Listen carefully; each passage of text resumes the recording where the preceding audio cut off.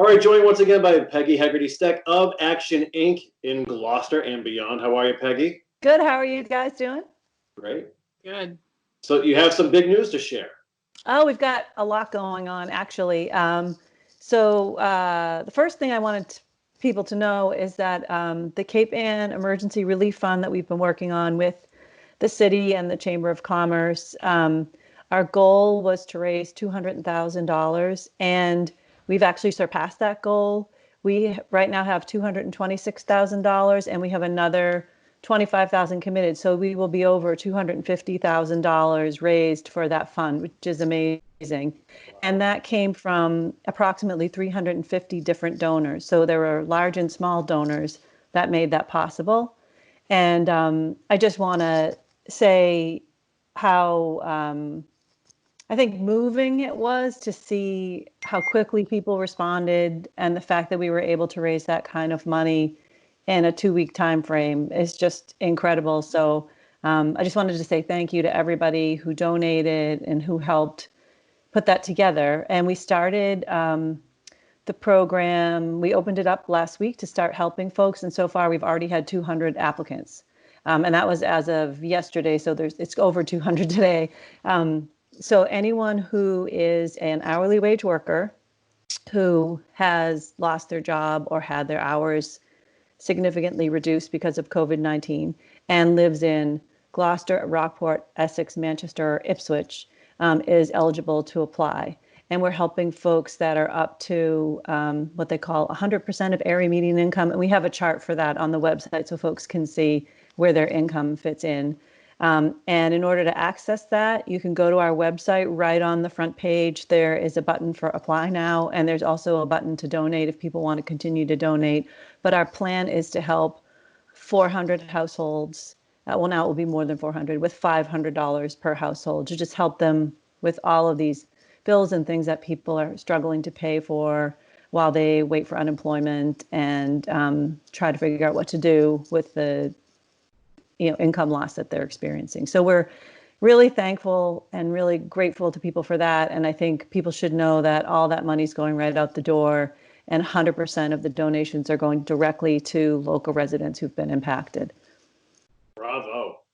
Yeah, so that was a good news story among some of the harder stories we're hearing. It's great to see people trying to help each other out, help neighbors, and people wrote lots of great comments on the donation page, just in terms of why they were giving, or they gave, how much they would have spent for dinner that week. And, they tried to equate it to people that help them. So whether it's for a nail salon or a childcare worker or a local restaurant, people were just trying to show some support for all those folks in our community that we are friends and neighbors with, or family members of, to just try to help them out during this tough time. So that's been really great.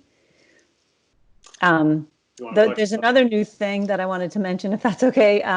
So for the town of Manchester, and then this is just this week, the Manchester Affordable Housing Trust approved the use of up to $100,000 in funding to provide rental assistance for Manchester residents. And for that program, it's Manchester residents who are renters who've been impacted by COVID-19 with job loss, similar to our fund. And the income limit is the same. It's 100% of area median income. And that program just opened up on Monday. And we've already had folks contact us to apply. And we actually had a couple of folks last week before it was open, because they had seen a public notice about it. So just so Manchester residents know, there is rental assistance available to help them. And again, they can call us at 978-282-1000. They can live chat with us at www.actioninc.org. And there are staff people there responding to that live chat to help you through the process. And that even when you call, there's not a person at the line, but leave a message, and we're rapidly picking up those messages and calling people back. So don't think that by leaving a message, you're going to linger. We have staff that are picking that up all day long and returning calls and setting up virtual appointments with people. Right. No. And I'll make sure to share this with the Manchester Facebook groups too, Peggy. That'd be great. Yeah. We had the Cricket posted a story yesterday, and we're trying to get the word out. The Manchester Affordable Housing Trust has a little outreach plan too for, who to contact to get the word out. But anything you guys can do would be great. And then the other thing I just wanted to mention, I think we had talked about this last time. We were getting ready to move our shelter operations to the YMCA. So on March 30th, we did that. And that's worked out really well. I think just like Gloucester usually does in times of crisis, like collectively we're ahead of the curve in terms of response, especially for vulnerable populations. So by moving the shelter a few weeks ago, we are co-located at the Cape Ann YMCA. So thank you to Tim Flaherty for that. And we're working with the Grace Center. So they're operating services during the day, and we're operating services overnight and on the weekends, so that that group of folks can stay at home like others of us are doing. So they have a place to stay at home where they can be during the day and at night and not be exposed to others and not potentially contributing to any community transition by being out and about in the community because they're forced to, because they don't have a place to stay at home. So by doing this joint site, we've made that possible. It's been going really well.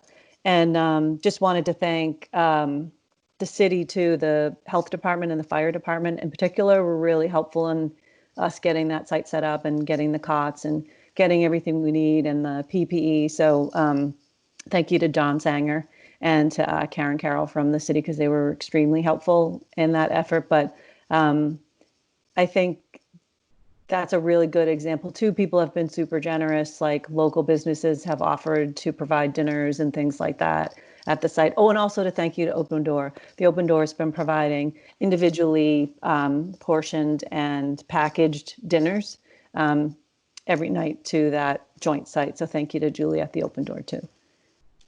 Amazing. It is amazing. And I think that this fund in particular must be so helpful to these families who hear about federal funding and the state. Mm-hmm. Everything feels very vague and tangled.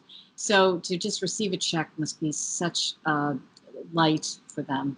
So, yeah, I think so. I think that's been the struggle a little bit for everybody is, they hear things are coming, but, things take a while, especially because the sort of larger government bureaucracy is not set up to kind of process things in that way.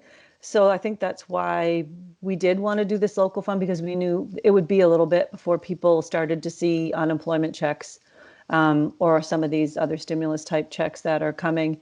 And folks really need help now, because we're getting calls. Our frontline staff that do case management and advocacy services, they're bombarded right now, overwhelmed with the amount of calls and people's different situations with what they need help with. So that's, I think, why these local efforts are so important. And I think, again, as a city, that's what we've been doing. Like I mentioned on the last call, the mayor's COVID-19 team, that group meets twice a week, and there are numerous local efforts happening right now that maybe everybody doesn't see on all fronts for many vulnerable populations. We talk about everything from nursing homes to schools to shelters and all of the different needs in the community. So I think that's been our strength because we have that history on Cape Ann. And so everybody was able to mobilize really quickly. So all of these local efforts really help people while they wait to see sort of how some of these larger programs play out for them. And there will be, like we talked about last time, a second wave once we're beyond this sort of immediate response phase. And we're already looking at that. And we've been doing a lot of grant writing and participation around some efforts for funds for that next phase. Like, how do we help people afterwards, whether it's rent or job training, and a number of different services that people are going to need, because I think it's hard to predict. People don't really know what things are going to look like in a month or 2 months. And so we're just trying to be ready for that next piece. And I have to say too, at Action, we're super lucky. I can't say enough good things about the people that work there. Action staff have been just crushing it. I mean, they're doing everything under the sun to help people, and they're working tirelessly, weekends, nights, whatever it takes to be able to help folks. So I think none of this would be possible without people, and the people that work at all of our local nonprofits are really out there on the front lines, trying to rapidly respond and help people in a time of need and real emotional turmoil for a lot of people. A lot of people are struggling. So I just want to give a shout out to all the action staff and all of our programs, particularly the shelter, because they're doing a lot of direct service right now, just to say thank you to them, and that, you know, the community sees you and sees what you're doing. We've gotten a lot of great feedback and support about the staff and the things that they're doing. So I'm just really grateful for that, because that's why we're able to do all of these things that I've been talking about, is because of the people that work at my organization. So I'm real proud of that. Well, we appreciate everything you do, Peggy, and thanks for reaching out. Anytime you need something to relay, just hit me and Heather up, and we'll get Okay, it out. great. Yeah. Okay. All of you. Take Thank care. you so much. Be Bye, guys. well. Yeah, you Bye. too.